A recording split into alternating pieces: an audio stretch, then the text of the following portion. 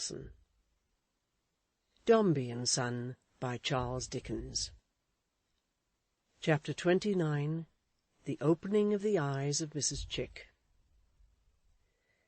Miss Tox, all unconscious of any such rare appearances in connection with Mr. Dombey's house as scaffoldings and ladders, and men with their heads tied up in pocket-handkerchiefs, glaring in at the windows like flying genii or strange birds, having breakfasted one morning at about this eventful period of time, on her customary viands, to wit, 1 French roll rasped, 1 egg new laid, or warranted to be, and 1 little pot of tea, wherein was infused 1 little silver scoopful of that herb, on behalf of Miss Tox, and 1 little silver scoopful on behalf of the teapot, a flight of fancy in which good housekeepers delight, went upstairs to set forth the bird-waltz on the harpsichord, to water and arrange the plants, to dust the knick-knacks, and, according to her daily custom, to make her little drawing-room the garland of Princess's Place.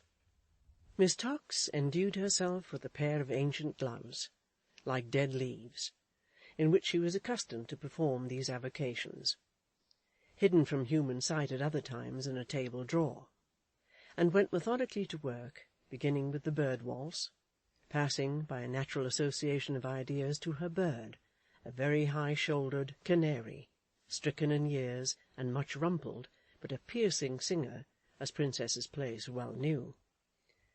Taking next in order the little china ornaments, paper fly-cages, and so forth, and coming round in good time to the plants, which generally required to be snipped here and there with a pair of scissors, for some botanical reason that was very powerful with Miss Tox. Miss Tox was slow in coming to the plants this morning. The weather was warm, the wind southerly, and there was a sigh of the summer-time in Princess's Place that turned Miss Tox's thoughts upon the country. The pot-boy, attached to the Princess's arms, had come out with a can and trickled water in a flowering pattern all over Princess's Place, and it gave the weedy ground a fresh scent, quite a growing scent, Miss Tox said. There was a tiny blink of sun peeping in from the great street round the corner, and the smoky sparrows hopped over it and back again, brightening as they passed, or bathed in it like a stream, and became glorified sparrows unconnected with chimneys. Legends in praise of ginger beer, with pictorial representations of thirsty customers submerged in the effervescence, or stunned by the flying corks, were conspicuous in the window of the Princess's Arms. They were making late hay, somewhere out of town, and though the fragrance had a long way to come, and many counter-fragrances to contend with among the dwellings of the poor, may God reward the worthy gentlemen who stickle for the plague as part and parcel of the wisdom of our ancestors, and who do their little best to keep those dwellings miserable. Yet it was wafted faintly into Princess's Place, whispering of nature and her wholesome air, as such things will, even unto prisoners and captives, and those who are desolate and oppressed, in very spite of aldermen and knights to boot, at whose sage nod, and how they nod, the rolling world stands still. Miss Tox sat down upon the window-seat, and thought of her good papa deceased, Mr. Tox, of the Customs Department of the Public Service, and of her childhood, passed at a seaport among a considerable quantity of cold tar and some rusticity. She fell into a softened remembrance of meadows, in old time, gleaming with buttercups, like so many inverted firmaments of golden stars, and how she had made chains of dandelion stalks for youthful vows of eternal constancy, dressed chiefly in nankeen, and how soon those fetters had withered and broken. Sitting on the window-seat, and looking out upon the sparrows and the blink of sun, Miss Tox thought likewise of her good mamma deceased, sister to the owner of the powdered head and pigtail, of her virtues and her rheumatism. And when a man with bulgy legs, and a rough voice, and a heavy basket on his head that crushed his hat into a mere black muffin, came crying flowers down Princess's Place, making his timid little roots of daisies shudder in the vibration of every yell he gave, as though he had been an ogre hawking little children, summer recollections were so strong upon Miss Tox that she shook her head and murmured she would be comparatively old before she knew it, which seemed likely. In her pensive mood, Miss Tox's thoughts went wandering on Mr. Dombey's track, probably because the Major had returned home to his lodgings opposite, and had just bowed to her from his window. What other reason could Miss Tox have for connecting Mr. Dombey with her summer days and dandelion fetters? Was he more cheerful? Thought Miss Tox. Was he reconciled to the decrees of fate? Would he ever marry again? And if yes, whom? What sort of person now? A flush, it was warm weather, overspread Miss Tox's face, as, while entertaining these meditations, she turned her head and was surprised by the reflection of her thoughtful image in the chimney-glass. Another flush succeeded, when she saw a little carriage drive into Princess's Place, and make straight for her own door. Miss Tox arose, took up her scissors hastily, and so coming at last to the plants, was very busy with them when Mrs. Chick entered the room. "How is my sweetest friend?" exclaimed Miss Tox, with open arms. A little stateliness was mingled with Miss Tox's sweetest friend's demeanour, but she kissed Miss Tox and said, "Lucretia, thank you. I'm pretty well. I hope you are the same." Mrs. Chick was labouring under a peculiar little monosyllabic cough, a sort of primer or easy introduction to the art of coughing. "You call very early, and how kind that is, my dear," pursued Miss Tox. "Now, have you breakfasted?" "Thank you, Lucretia," said Mrs. Chick. "I have. I took an early breakfast." The good lady seemed curious on the subject of Princess's Place, and looked all round it as she spoke. "With my brother, who has come home." "He is better, I trust, my love?" faltered Miss Tox. "He is greatly better, thank you." "My dear Louisa must be careful of that cough," remarked Miss Tox. "It's nothing," returned Mrs. Chick. "It's merely change of weather. We must expect change." "Of weather?"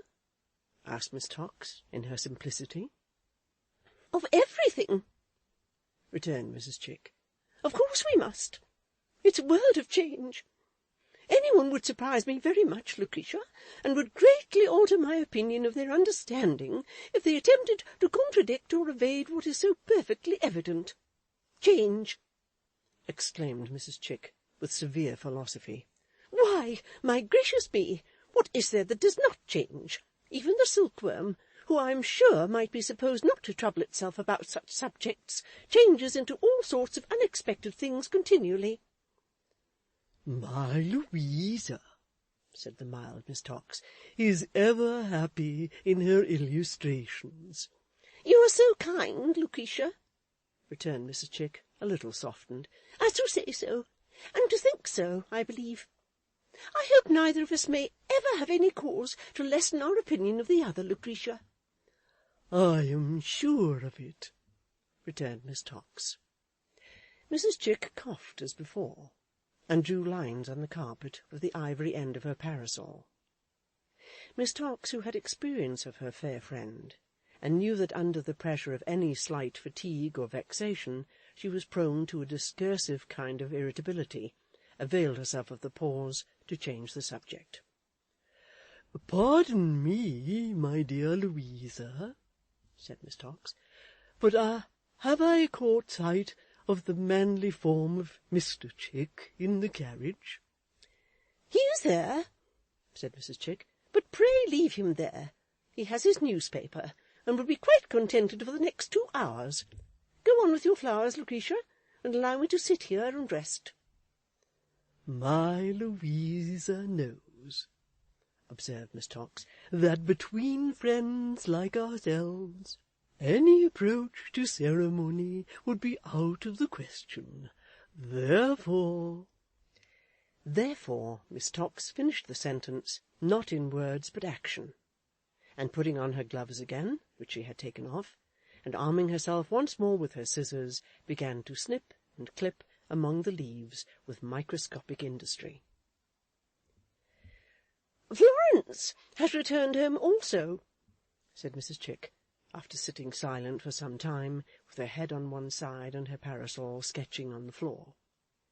"And really, Florence is a great deal too old now to continue to lead that solitary life to which she has been accustomed. Of course she is. There can be no doubt about it. I should have very little respect indeed for anybody who could advocate a different opinion. Whatever my wishes might be, I could not respect them. We cannot command our feelings to such an extent as that." Miss Tox assented, without being particular as to the intelligibility of the proposition. "If she's a strange girl," said Mrs. Chick, "and if my brother Paul cannot feel perfectly comfortable in her society, after all the sad things that have happened, and all the terrible disappointments that have been undergone, then what is the reply? That he must make an effort. That he is bound to make an effort. We have always been a family remarkable for effort. Paul is at the head of the family, almost the only representative of it left. For what am I? I am of no consequence." "My dearest love," remonstrated Miss Tox. Mrs. Chick dried her eyes, which were for the moment overflowing, and proceeded. "And consequently he is more than ever bound to make an effort. And though his having done so comes upon me with a sort of shock, for mine is a very weak and foolish nature, which is anything but a blessing, I am sure, I often wish my heart was a marble slab or a paving stone." "My sweet Louisa," remonstrated Miss Tox again. "Still, it is a triumph to me to know that he is so true to himself and to his name of Dombey, though of course I always knew he would be. I only hope," said Mrs. Chick after a pause, "that she may be worthy of the name too." Miss Tox filled a little green watering-pot from a jug, and happening to look up when she had done so, was so surprised by the amount of expression Mrs. Chick had conveyed into her face, and was bestowing upon her, that she put the little watering-pot on the table for the present, and sat down near it. "My dear Louisa," said Miss Tox, "will it be the least satisfaction to you if I venture to observe in reference to that remark that I, as a humble individual, think your sweet niece in every way most promising?" "What do you mean, Lucretia?" returned Mrs. Chick, with increased stateliness of manner. "To what remark of mine, my dear, do you refer?" "Her being worthy of her name, my love," replied Miss Tox. "If," said Mrs. Chick, with solemn patience, "I have not expressed myself with clearness, Lucretia, the fault, of course, is mine. There is perhaps no reason why I should express myself at all, except the intimacy that has subsisted between us, and which I very much hope, Lucretia, confidently hope, nothing will occur to disturb. Because why should I do anything else? There is no reason. It would be absurd. But I wish to express myself clearly, Lucretia, and therefore, to go back to that remark, I must beg to say that it was not intended to relate to Florence in any way." "Indeed?" returned Miss Tox. "No," said Mrs. Chick shortly and decisively. "Pardon me, my dear," rejoined her meek friend, "but I cannot have understood it. I fear I am dull." Mrs. Chick looked round the room and over the way, at the plants, at the bird, at the watering-pot, at almost everything within view, except Miss Tox, and finally, dropping her glance upon Miss Tox for a moment on its way to the ground, said, looking meanwhile with elevated eyebrows at the carpet, "When I speak, Lucretia, of her being worthy of the name, I speak of my brother Paul's second wife. I believe I have already said, in effect, if not in the very words I now use, that it is his intention to marry a second wife." Miss Tox left her seat in a hurry, and returned to her plants, clipping among the stems and leaves with as little favour as a barber working at so many pauper heads of hair. "Whether she will be fully sensible of the distinction conferred upon her," said Mrs. Chick in a lofty tone, "is quite another question. I hope she may be. We are bound to think well of one another in this world, and I hope she may be. I have not been advised with myself. If I had been advised with, I have no doubt my advice would have been cavalierly received, and therefore it is infinitely better as it is. I much prefer it as it is." Miss Tox, with head bent down, still clipped among the plants. Mrs. Chick, with energetic shakings of her own head from time to time, continued to hold forth, as if in defiance of somebody.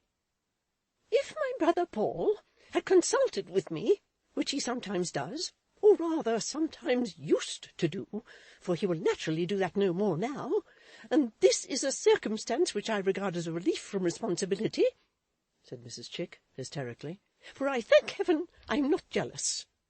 Here Mrs. Chick again shed tears. "If my brother Paul had come to me and had said, 'Louisa, what kind of qualities would you advise me to look out for in a wife?' I should certainly have answered, 'Paul, you must have family, you must have beauty, you must have dignity, you must have connection.' Those are the words I should have used. You might have led me to the block immediately afterwards," said Mrs. Chick, as if that consequence were highly probable, "but I should have used them. I should have said, 'Paul, you to marry a second time without family, you to marry without beauty, you to marry without dignity, you to marry without connection. There is nobody in the world, not mad, who could dream of daring to entertain such a preposterous idea.'" Miss Tox stopped clipping, and with her head among the plants, listened attentively. Perhaps Miss Tox thought there was hope in this exordium, and the warmth of Mrs. Chick. "I should have adopted this course of argument," pursued the discreet lady, "because I trust I am not a fool. I make no claim to be considered a person of superior intellect, though I believe some people have been extraordinary enough to consider me so. One so little humoured as I am would very soon be disabused of any such notion, but I trust I am not a downright fool. And to tell me," said Mrs. Chick with ineffable disdain, "that my brother Paul Dombey could ever contemplate the possibility of uniting himself to anybody, I don't care who—" She was more sharp and emphatic in that short clause than in any other part of her discourse. "Not possessing these requisites would be to insult what understanding I have got, as much as if I was to be told that I was born and bred an elephant, which I may be told next," said Mrs. Chick with resignation. "It wouldn't surprise me at all. I expect it." In the moment's silence that ensued, Miss Tox's scissors gave a feeble clip or two, but Miss Tox's face was still invisible, and Miss Tox's morning gown was agitated. Mrs. Chick looked sideways at her through the intervening plants, and went on to say, in a tone of bland conviction, as one dwelling on a point of fact that hardly required to be stated, "Therefore, of course, my brother Paul has done what was to be expected of him, and what anybody might have foreseen he would do if he entered the marriage state again. I confess it takes me rather by surprise, however gratifying, because when Paul went out of town I had no idea at all that he would form any attachment out of town, and he certainly had no attachment when he left here.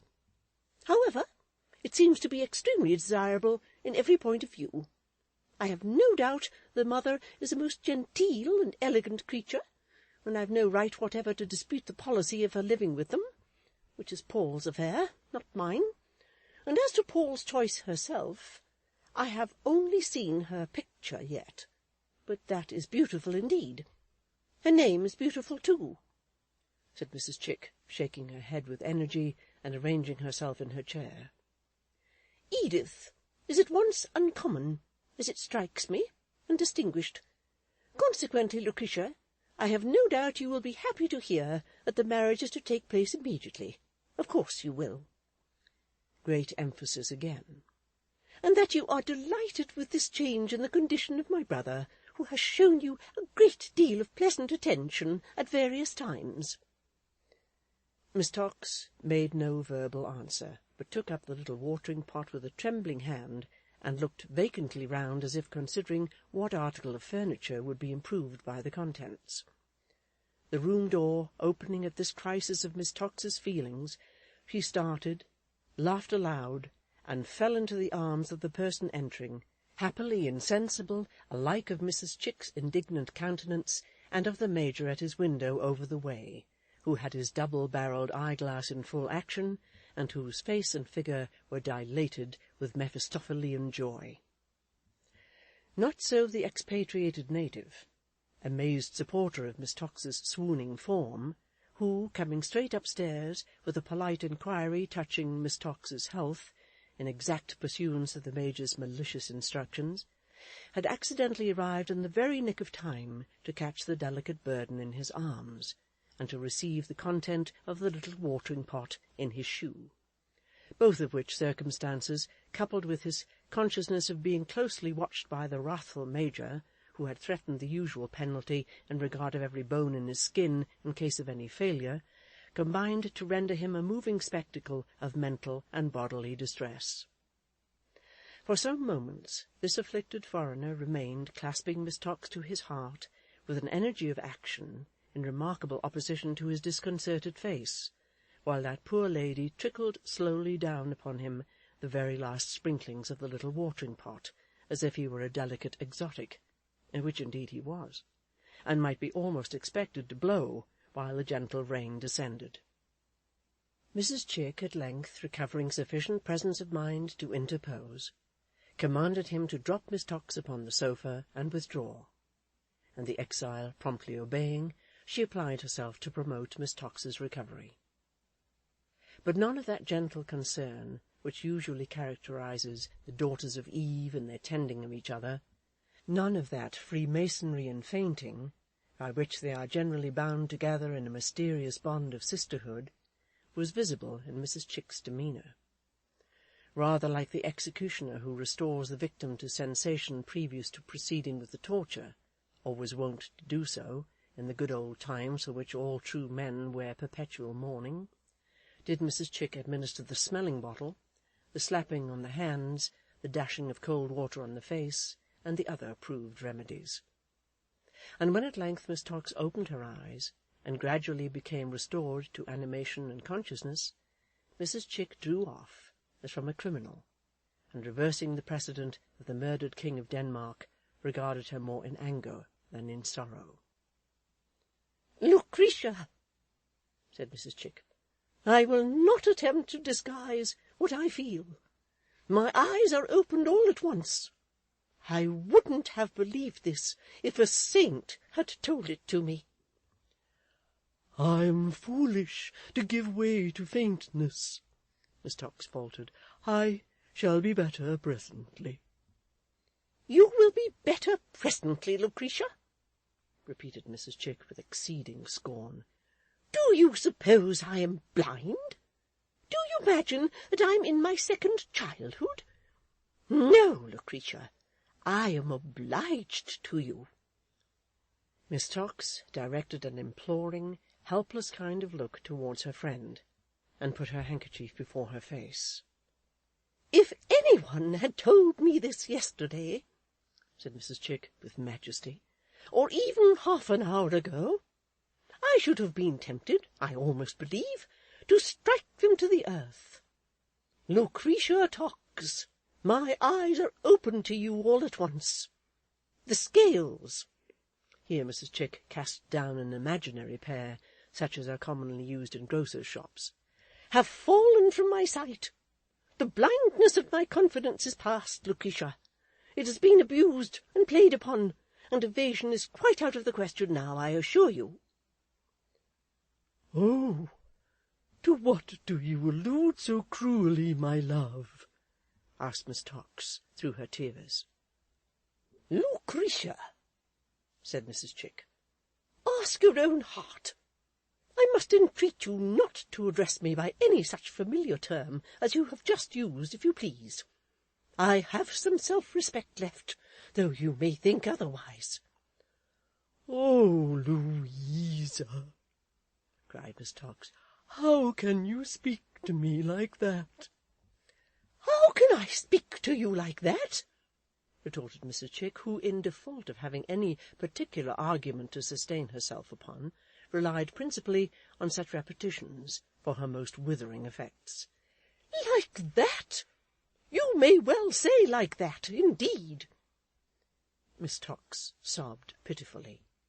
The idea, said Mrs. Chick, of your having basked at my brother's fireside like a serpent, and wound yourself through me almost into his confidence, Lucretia, that you might in secret entertain designs upon him, and dare to aspire to contemplate the possibility of his uniting himself to you? Why, it is an idea, said Mrs. Chick with sarcastic dignity, the absurdity of which almost relieves its treachery. Pray, Louisa, urged Miss Tox, do not say such dreadful things. Dreadful things, repeated Mrs. Chick. Dreadful things! Is it not a fact, Lucretia, that you have just now been unable to command your feelings even before me, whose eyes you had so completely closed? I have made no complaint, sobbed Miss Tox. I have said nothing. If I have been a little overpowered by your news, Louisa, and have ever had any lingering thought that Mr. Dombey was inclined to be particular towards me, surely you will not condemn me. She is going to say, said Mrs. Chick, addressing herself to the whole of the furniture, in a comprehensive glance of resignation and appeal, she's going to say, I know it, that I have encouraged her. I don't wish to exchange reproaches, dear Louisa, sobbed Miss Tox, nor do I wish to complain. But in my own defence— Yes, cried Mrs. Chick, looking round the room with a prophetic smile. That's what she's going to say. I knew it. You'd better say it. Say it openly. Be open, Lucretia Tox, said Mrs. Chick with desperate sternness, whatever you are. In my own defence, faltered Miss Tox, and only in my own defence against your unkind words, my dear Louisa, I would merely ask you if you haven't often favoured such a fancy, and even said it might happen for anything we could tell. There is a point, said Mrs. Chick, rising, not as if she were going to stop at the floor, but as if she were about to soar up high into her native skies, beyond which endurance becomes ridiculous, if not culpable. I can bear much, but not too much. What spell was on me when I came into this house this day, I don't know. But I had a presentiment, a dark presentiment, said Mrs. Chick with a shiver, that something was going to happen. Well may I have had that foreboding, Lucretia, when my confidence of many years is destroyed in an instant, when my eyes are opened all at once, and when I find you revealed in your true colours. Lucretia, I have been mistaken in you. It is better for us both that this subject should end here. I wish you well, and I shall ever wish you well. But, as an individual who desires to be true to herself in her own poor position, whatever that position may be, or may not be, and as the sister of my brother, and as the sister-in-law of my brother's wife, and as a connection by marriage of my brother's wife's mother, may I be permitted to add, as a Dombey? I can wish you nothing else but good morning. These words, delivered with cutting suavity, tempered and chastened by a lofty air of moral rectitude, carried the speaker to the door. There she inclined her head in a ghostly and statue-like manner, and so withdrew to her carriage, to seek comfort and consolation in the arms of Mr. Chick, her lord. Figuratively speaking, that is to say, for the arms of Mr. Chick were full of his newspaper. Neither did that gentleman dress his eyes towards his wife otherwise than by stealth. Neither did he offer any consolation whatever. In short, he sat reading and humming fag-ends of tunes, and sometimes glancing furtively at her without delivering himself of a word, good, bad, or indifferent. In the meantime, Mrs. Chick sat swelling and bridling, and tossing her head, as if she were still repeating that solemn formula of farewell to Lucretia Tox. At length she said aloud, "Oh, the extent to which her eyes have been opened that day!" "To which your eyes have been opened, my dear?" repeated Mr. Chick. "Oh, don't talk to me," said Mrs. Chick. "If you can bear to see me in this state, and not ask me what the matter is, you'd better hold your tongue for ever." "What is the matter, my dear?" asked Mr. Chick. "To think," said Mrs. Chick, in a state of soliloquy, "that she should ever have conceived the base idea of connecting herself with our family by a marriage with Paul. To think that when she was playing at horses with that dear child, who is now in his grave, I never liked it at the time, she should have been hiding such a double-faced design. I wonder she was never afraid that something would happen to her. She is fortunate if nothing does." "I really thought, my dear," said Mr. Chick slowly, after rubbing the bridge of his nose for some time with his newspaper, "that you had gone on the same tack yourself all along, until this morning, and had thought it would be a convenient thing enough, if it could have been brought about." Mrs. Chick instantly burst into tears, and told Mr. Chick that if he wished to trample upon her with his boots, he had better do it.